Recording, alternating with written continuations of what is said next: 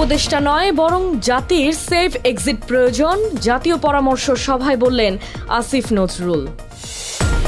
জাতীয় নির্বাচনে আইনের শাসনের উদাহরণ সৃষ্টির আহ্বান সিএসির, গণ্ডগোল করলে ভোটকেন্দ্র বন্ধের কড়া নির্দেশনা। প্রধান বিচারপতির বাসভবন সহ গুরুত্বপূর্ণ স্থানের সভা সমাবেশ নিষিদ্ধ, জনশৃঙ্খলা রক্ষার্থে এমন সিদ্ধান্ত নিল ডিএমপি। ইরানের উপর মার্কিন নিষেধাজ্ঞার কবলে বাংলাদেশমুখী এলপিজির জাহাজ, নিষেধাজ্ঞার আওতায় আরও 50 ব্যক্তি প্রতিষ্ঠান। 2 বছর পর ঘরে ফিরেছে গাজাবাসী, যুদ্ধবিরতি উদযাপন করতে মধ্যপ্রাচ্যে যাচ্ছেন ট্রাম্প। দর্শক, স্বাগত জানাচ্ছি দ্য বিজনেস স্ট্যান্ডার্ডের নিয়মিত আয়োজন টিবিএস রাত 8টার সংবাদে। আপনাদের সঙ্গে আছি আমি কাশফিয়া রুহি। শুনছিলেন শিরোনাম, এবার বিস্তারিত। উপদেষ্টাদের কারো সেফ এক্সিটের প্রয়োজন নেই, বরং অনিয়ম, দুর্নীতি ও মানবাধিকার লঙ্ঘন থেকে এই জাতির সেফ এক্সিট দরকার বলে মন্তব্য করেছেন আইন উপদেষ্টা আসিফ নজরুল। শনিবার 11 অক্টোবর রাজধানীর 5 তারকা একটি হোটেলে আয়োজিত জাতীয় পরামর্শ সভায় এসব কথা বলেন তিনি। আসিফ নজরুল বলেন, বাংলাদেশের জাতি হিসেবে সেফ এক্সিটের প্রয়োজন আছে। গত 55 বছর দুঃশাসন, গুম, বিচার বহির্ভূত হত্যাকাণ্ড ছিল। এই ভয়াবহ রাষ্ট্র কাঠামো থেকে সেফ এক্সিট প্রয়োজন। রাষ্ট্রীয় প্রতিষ্ঠানগুলো সংস্কারের পথে এ সরকার অনেকটা এগিয়েছে উল্লেখ করে আইন উপদেষ্টা বলেন, সংস্কারের বাকি কাজ পরবর্তী সরকারকে এগিয়ে নিতে হবে। তিনি আরও বলেন, রাষ্ট্রপতি কখনোই স্বাধীনভাবে প্রধান বিচারপতি নিয়োগ দিতে পারেননি, নিয়োগ হয়েছে প্রধানমন্ত্রীর ইচ্ছায়। দেশের মানুষ যেন আর অন্যায় অবিচারের শিকার না হন, সেই প্রত্যাশা করি। সভায় উপদেষ্টা আদিলুর রহমান খান, উপদেষ্টা সৈয়দা রিজওয়ানা হাসান, অ্যাটর্নি জেনারেল মোহাম্মদ আসাদুজ্জামান প্রমুখ উপস্থিত ছিলেন।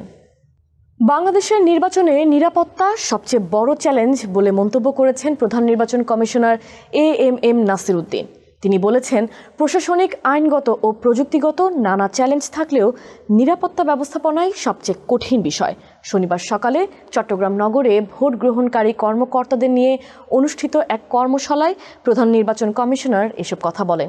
কর্মশালায় ভোট গ্রহণকারী কর্মকর্তাদের উদ্দেশ্যে তিনি বলেন, আসুন একটা উদাহরণ সৃষ্টি করি।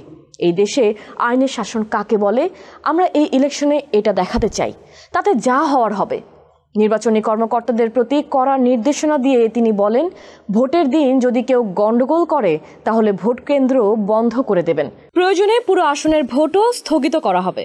আইন আপনাদের পূর্ণ ক্ষমতা দিয়েছে, আপনারাই কেন্দ্রের প্রধান, আমরা ছাড়ার পাত্র নই। এ সময় প্রশাসন ও আইন শৃঙ্খলা বাহিনীর মধ্যে সমন্বয় জোরদার করার উপর গুরুত্ব আরোপ করেন তিনি। জনশৃঙ্খলা রক্ষার্থে প্রধান বিচারপতির সরকারি বাসভবন এবং বিচারপতি ভবন সহ গুরুত্বপূর্ণ স্থানে সভা সমাবেশ নিষিদ্ধ ঘোষণা করেছে ঢাকা মহানগর পুলিশ ডিএমপি। শনিবার 11 অক্টোবর এক বিজ্ঞপ্তিতে ডিএমপি জানায়, ঢাকা মেট্রোপলিটন পুলিশ অর্ডিন্যান্সের অর্পিত ক্ষমতা বলে আগামী 12 অক্টোবর 2025 রবিবার থেকে পরবর্তী নির্দেশ না দেওয়া পর্যন্ত এই নিষেধাজ্ঞা কার্যকর থাকবে। বিজ্ঞপ্তিতে বলা হয়েছে, প্রধান বিচারপতির সরকারি বাসভবন, বিচারপতি ভবন, জাজেস কমপ্লেক্স, সুপ্রিম কোর্টের প্রধান গেট, মাজার গেট, জামে মসজিদ গেট, আন্তর্জাতিক অপরাধ ট্রাইব্যুনাল 1 ও 2 এর প্রবেশ গেট, বিচার প্রশাসন প্রশিক্ষণ ইনস্টিটিউট ভবনের সম্মুখে সকল প্রকার সভা সমাবেশ, গণজামায়াত, মিছিল, মানববন্ধন, অবস্থান, ধর্মঘট, শোভাযাত্রা ইত্যাদি নিষিদ্ধ করা হলো।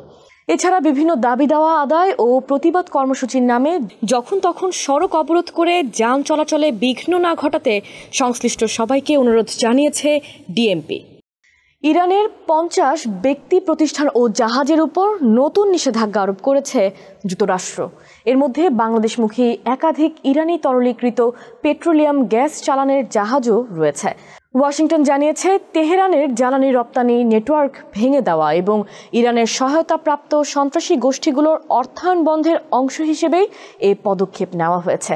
যুক্তরাষ্ট্রের অর্থ মন্ত্রণালয়ের অধীনস্থ প্রতিষ্ঠান office of foreign assets control এক বিবৃতিতে জানিয়েছে, গাম্বিয়া পতাকাবাহী জাহাজ গ্যাস জেইনার মালিক ও পরিচালনাকারী লাইবেরিয়া ভিত্তিক shipping company Titan sewage limited. প্রতিষ্ঠানটি 2024 সাল থেকে এই জাহাজের মাধ্যমে ইরানের এলপিজি বাংলাদেশে পাঠিয়ে আসছে। এসব কারণে তারা 50 ব্যক্তি প্রতিষ্ঠান ও জাহাজের উপর নিষেধাজ্ঞা আরোপ করেছে ওএফএসি। চোখের সামনে আস্ত একটা শহর ধ্বংসস্তূপে পরিণত হতে দেখেও আপাতত স্বস্তিতে গাজাবাসী। নতুন করে বোমা হামলার মুখোমুখি হতে হবে না তাদের। 2 বছরের ইসরায়েলি বর্বরতার শেষে কার্যকর হয়েছে যুদ্ধবিরতি। এমন সিদ্ধান্তের পর ঘরে ফিরতে শুরু করেছে বাস্তুচ্যুত ফিলিস্তিনিরা।